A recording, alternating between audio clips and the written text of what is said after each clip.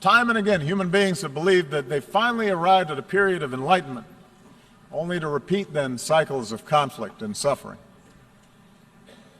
Perhaps that's our fate. We have to remember that the choices of individual human beings led to repeated world wars. But we also have to remember that the choices of individual human beings created a United Nations so that a war like that would never happen again.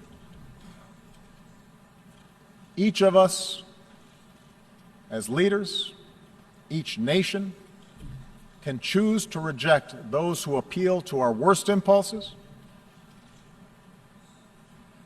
and embrace those who appeal to our best.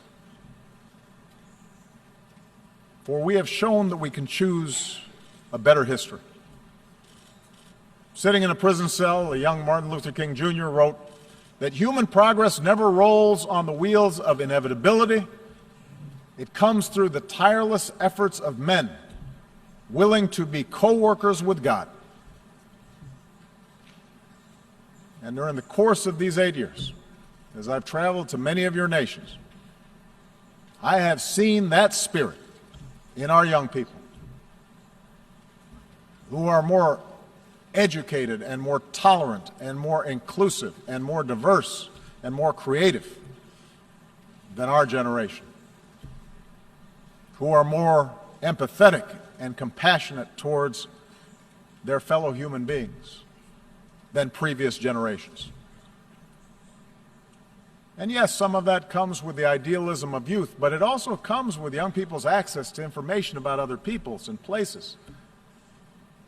An understanding unique in human history, that their future is bound with the fates of other human beings on the other side of the world.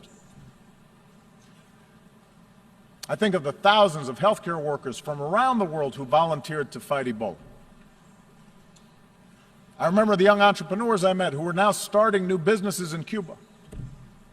The parliamentarians who used to be, just a few years ago, political prisoners in Myanmar.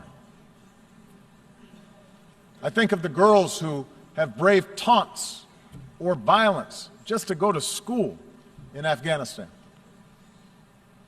And the university students who started programs online to reject the extremism of organizations like ISIL. I draw strength from the young Americans, entrepreneurs, activists, soldiers, new citizens who are remaking our nation once again. My own family is made up of the flesh and blood and traditions and cultures and faiths from a lot of different parts of the world. Just as America has been built by immigrants from every shore. And in my own life, in this country, and as president, I have learned that our identities do not have to be defined by putting someone else down, but can be enhanced by lifting somebody else up. That they don't have to be defined in opposition to others, but rather by a belief in liberty and equality and justice and fairness. And the embrace of these principles as universal doesn't weaken my particular pride, my particular love for America. It strengthens it. My belief that these ideals apply everywhere doesn't lessen my commitment to help those who look like me or pray as I do or pledge allegiance to my flag. But my faith in those principles does force me to expand my moral imagination and to recognize that I can best serve my own people. I can best look after my own daughters by making sure that my actions seek what is right for all people and all children and your daughters and your sons.